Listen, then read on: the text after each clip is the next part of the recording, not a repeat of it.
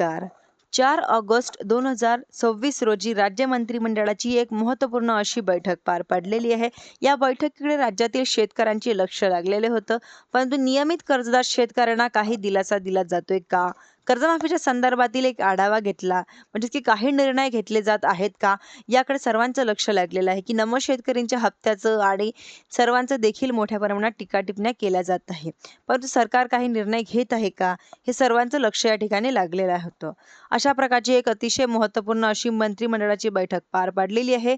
मंत्रिमंडळाच्या बैठकीमध्ये 7 निर्णय घेण्यात आलेले आहे, ज्यामध्ये शेतकऱ्यांसाठी एक अतिशय असा महत्त्वपूर्ण निर्णय घेण्यात आलेला आहे.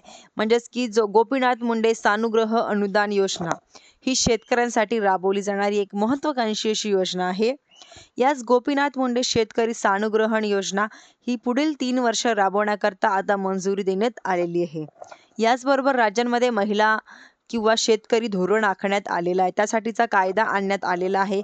याच कायद्याचं अंतर्गत ज्या महिला शेतकऱ्यांच्या प्रमाणात प्राप्त होतील अशा प्रमाणपत्र मिळालेल्या महिला शेतकऱ्यांना देखील या योजनेच्या अंतर्गत समाविष्ट करण्याची मंजुरी देण्यात आलेली आहे. ज्यामुळे शेतकरी नसलेल्या महिलांना सुद्धा आता या योजनेच्या अंतर्गत या योजनेचा लाभ मिळणार आहे. तर अशा प्रकारे मंत्रिमंडळाच्या बैठकीमध्ये एक महत्त्वपूर्ण असा निर्णय घेण्यात आलेला आहे. अशाच महत्त्वपूर्ण निर्णयासाठी व माहितीसाठी तुम्ही माझ्या चॅनलला सबस्क्राईब करायला विसरू नका. धन्यवाद.